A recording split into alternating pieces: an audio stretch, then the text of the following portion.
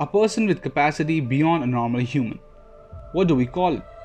Yes, this extraordinary person with a quality will be known as superhuman. Scientists are trying to develop superhumans. Its theory part is over. Now it's time to become practical and move steps towards creating superhumans with more intelligence, having the option to choose the color of hair, eye, skin tone, height, and many more of newborn babies. Surprised to hear it, or want to know how it will be possible? It is going to be possible because of the technology genome editing.